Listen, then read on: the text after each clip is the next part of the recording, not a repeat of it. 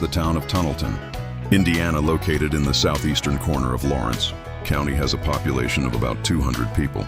The town was platted in 1859 and named for the two nearby railroad tunnels, the Big Tunnel and the Little Tunnel. Only one tunnel still exists.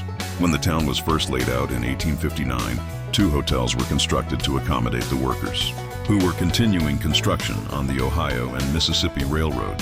One hotel did burn down, while the other hotel was eventually closed and turned into a private residence. The first merchant in town was Alfred Guthrie, who was reported to be the richest man in the county at that time. He operated a general merchandise store as well as the local post office. That first post office was established in 1860. There were two churches in Tunnelton.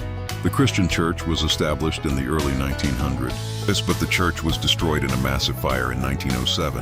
In 1912, a new brick church building was constructed and was in use up until 1945. The Methodist Church was built in 1891. Asher, Wilcox, and his brother, Thallis, were successful in farming and cattle raising. And in 1887, they moved to Tunnelton, where they started a mercantile business.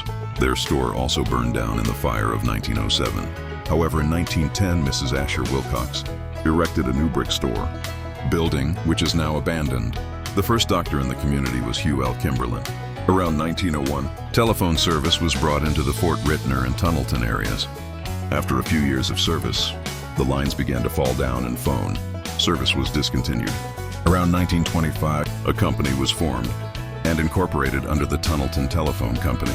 It lasted until 1929 and then discontinued once again. In April 1952, the Indiana Telephone Corporation re-established the service by installing an exchange in Tunnelton. A Masonic lodge was organized in 1860. In 1898, the KFP built a two-story building.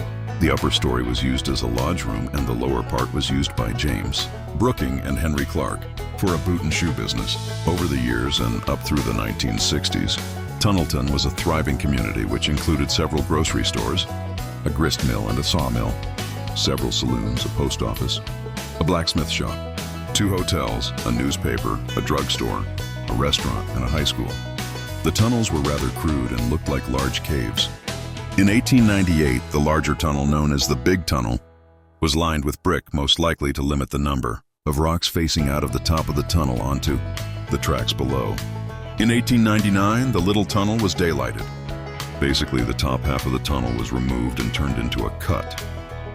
On November 13, 1907, a steam locomotive started a fire while passing through Tunnelton by igniting a nearby building with a hot ember from the smokestack.